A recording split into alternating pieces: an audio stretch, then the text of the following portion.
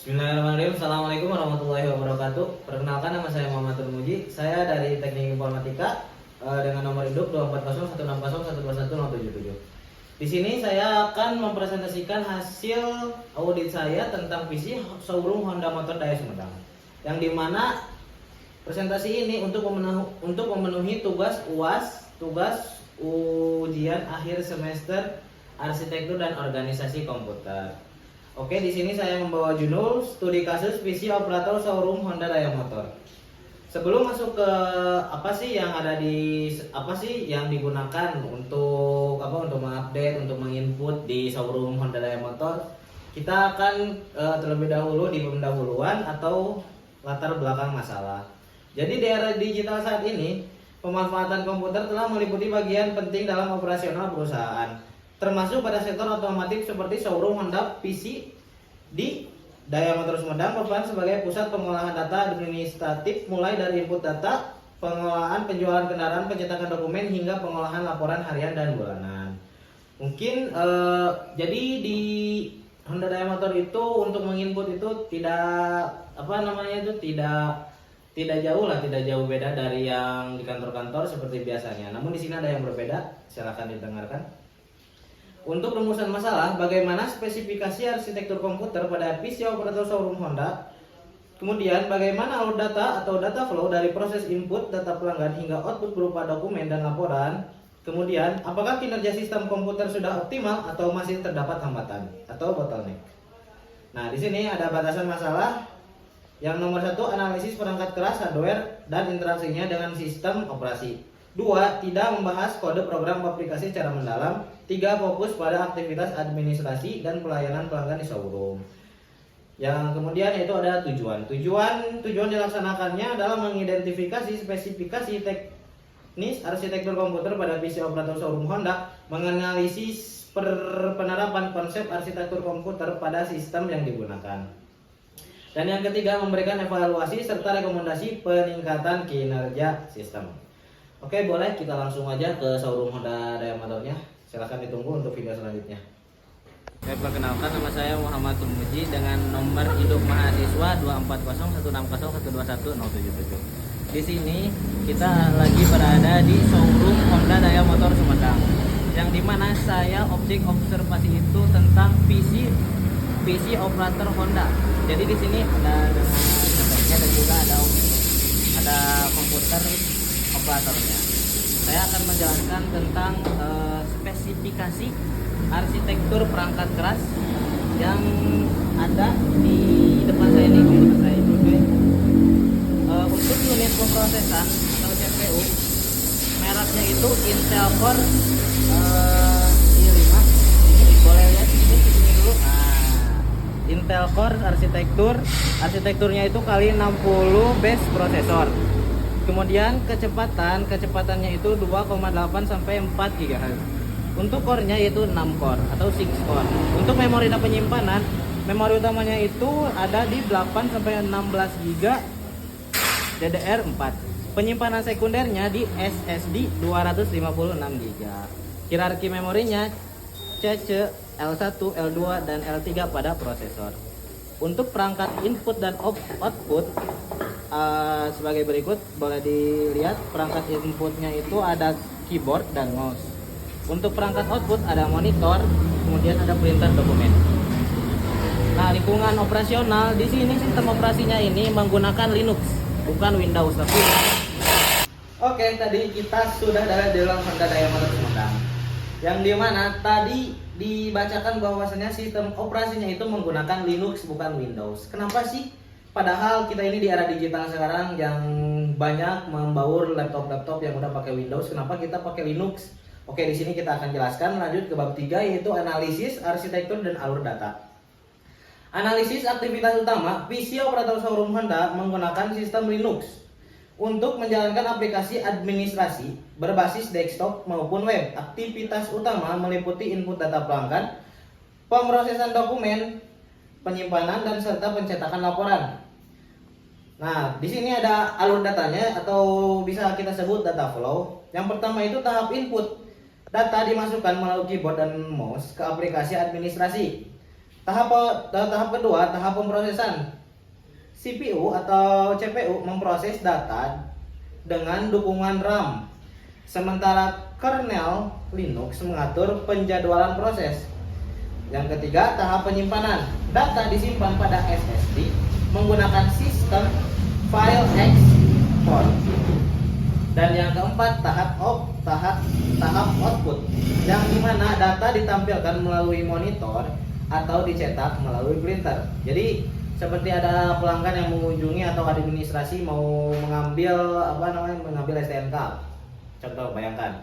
Jadi si admin itu akan mengetik dulu, mencari, terus menginput mana data yang sesuai dengan nama pelanggan tersebut. Kemudian sesudah itu mereka itu mencetak melalui printer. Seperti itu untuk jalur sederhananya.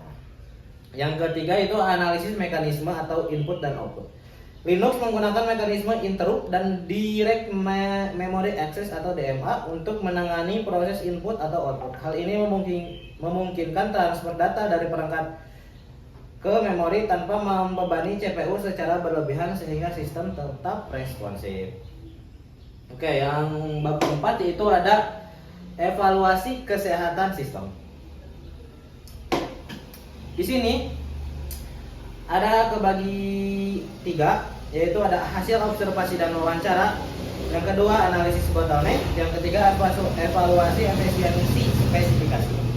Jadi di sini yang pertama, hasil observasi dari wawancara. Kinerja sistem Linux berjalan stabil dan jarang mengalami crash. Itu valid ya. Soalnya saya kebetulan magang di sana juga, tahu kehidupan keseharian di sana. Jadi tidak ada crash sama sekali. Yang kedua itu responsivitas. Aplikasi administrasi berjalan lancar. Kemudian 3, keamanan. Resiko virus relatif rendah dibandingkan sistem operasi lain. Betul sekali. Di mana ada Windows dan Linux. Windows itu hampir mudah terkena virus. Tapi kalau Linux itu beda lagi. Linux itu kita itu ingin mendownload suatu aplikasi, kita tuh harus mengcoding terlebih dahulu. Jadi lebih aman, lebih terpercaya. Jadi si data-data itu gak mungkin bocor, lebih privasi. Seperti itu. Kemudian ada analisis bottleneck.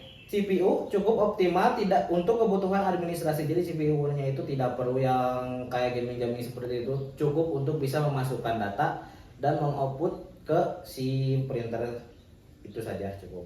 Yang kedua yaitu RAM, random access memory, memadai untuk multitasking ringan hingga menengah. Jadi RAM-nya itu sama lah, jadi tidak perlu memberatkan, tapi butuh yang tengah-tengah, minimal rendah ke tengah. Jadi tidak perlu atas-atas banget kita itu untuk mengakses input dan output tersebut.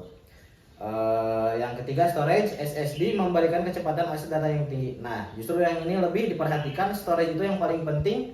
SSD itu memungkinkan untuk menyimpan aplikasi itu lebih aman, lebih besar, dan juga lebih dipercaya. Soalnya di sini kita menyimpan banyak data-data yang tidak mungkin kita perlihatkan ke perusahaan lain, seperti itu. Yang ketiga ada evaluasi efisiensi spesifikasi, di mana di sini kita akan membahas tentang efisiensi penggunaan CPU, RAM dan sebagainya. Yang pertama, efisiensi penggunaan CPU Linux memiliki sistem penjadwalan proses scheduler yang efisien sehingga beban kerja dapat dibagi secara merata ke setiap core prosesor. Pada PC operator showroom Honda, penggunaan CPU cenderung stabil karena aktivitas administrasi tidak memerlukan komputasi berat atau komputer yang berat. Hal ini membuat prosesor jarang bekerja pada beban maksimum sehingga konsumsi daya lebih hemat dan suhu sistem tetap terjaga. Jadi tidak tidak berlebihan ke mesin, ke komputer itu. Jadi si suhu itu tidak mungkin gampang panas atau gampang dingin. Dimana gampang dingin itu mungkin mudah mati atau jarang dipakai, tidak. Jadi tengah-tengah aja seperti itu. Yang kedua, efisiensi manajemen memori atau random access memory. Linux dikenal memiliki manajemen memori yang baik. Melalui mekanisme caching dan buffer, sistem memanfaatkan RAM yang tersedia untuk mempercepat akses data tanpa mengganggu aplikasi utama. Dengan kapasitas RAM 8-16 GB, proses multitasking seperti membuka aplikasi administrasi, browser, dan pencetakan dokumen dapat berjalan lancar tanpa penurunan performa yang signifikan. Jadi di sini kita ambilnya 8-16. Kenapa enggak 16-32? Itu itu menghambur-hamburkan ruang namanya. Untuk kalau misalkan 16 sampai 32, jadi kita ambilnya 8 sampai 16 itu cukup memadai. Yang ketiga, efisiensi penyimpanan atau storage. Penggunaan SSD dengan sistem file export memberikan kecepatan baca dan tulis data yang tinggi. Linux juga mampu mengelola input dan output secara efisien sehingga waktu akses file menjadi singkat. Hal ini sangat mendukung aktivitas administrasi yang membutuhkan akses data cepat dan berulang. Jadi ini apa yang dinamakan kalau orang zaman sekarang itu lag. Jadi di Linux itu jarang kemungkinan itu ada lag, soalnya jadi aplikasinya itu secara terpisah namun terhubung. Jadi satu aplikasi itu terhubung ke aplikasi lain namun si aplikasi itu berjalan sendiri. Seperti itu. Jadi lag ini jarang terjadi di Linux, di sistem operasi Linux.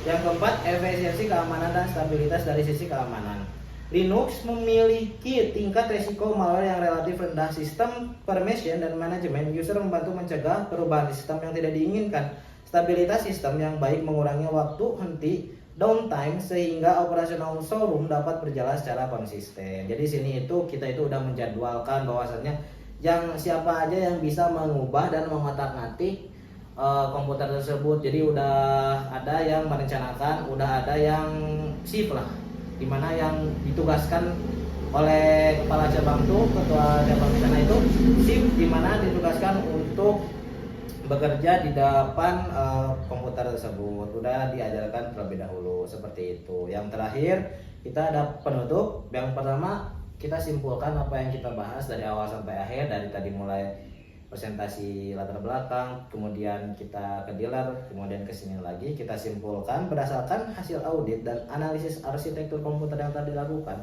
dapat disimpulkan bahwa PC operator showroom Honda berbasis Linux telah memiliki sistem yang efisien, stabil, dan sesuai dengan kebutuhan operasional administrasi. Pemanfaatan perangkat keras seperti prosesor Intel Core i5 RAM yang memadai serta penyimpanan berbasis SSD mampu mendukung aktivitas input data, pemrosesan administrasi, dan pencetakan dokumen dengan baik.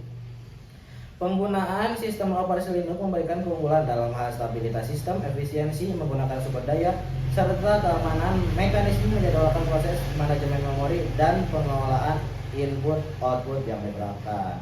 Kemudian Linux mampu meminimalkan terjadinya bottleneck dan downtime sistem. Dengan demikian, kinerja PC operator dapat menggunakan pelayanan pelanggan showroom Honda secara optimal dan berkelanjutan. Yang terakhir ada saran dan rekomendasi. Di sini kita kebagi 3, ada jangka pendek, jangka panjang, dan pemeliharaan. Yang pertama dulu ada jangka pendek untuk yang tadi kita sebutkan, yaitu PC operator showroom Honda berbasis Linux. Dalam jangka pendek, saran saya di jangka pendek ini untuk melakukan pembaruan, update setiap ada pengupdatean terbaru, jadi biar tidak ketinggalan juga, seperti itu. Untuk jangka panjangnya, dan apabila terjadi peningkatan beban kerja seperti penggunaan aplikasi berbasis web yang lebih kompleks atau multitasking yang lebih intensif, peningkatan spesifikasi perangkat keras dapat dipertimbangkan. Jadi penambahan kapasitas RAM atau peningkatan media penyimpanan ke SSD dengan kapasitas yang lebih besar dapat membantu menjaga performa sistem tetap ke SSD dengan kapasitas yang lebih besar. Nah, itu untuk jangka panjang. Jadi kita itu lebih meluaskan untuk SSD-nya. Yang ketiga, pemeliharaan. Pemeliharaan sistem perlu dilakukan secara rutin, meliputi pembersihan file yang tidak diperlukan pengaturan ruang penyimpanan agar tersedia minimal 20 atau 25%, serta pengecekan kondisi perangkat keras secara berkala. Pemeliharaan ini bertujuan untuk memastikan sistem tetap berjalan stabil, efisien, dan memiliki umur panjang yang lebih panjang. Seperti itu. Oke, mungkin cukup sekian presentasi dari saya. Pamit undur diri. Assalamualaikum warahmatullahi wabarakatuh. See you in the next video.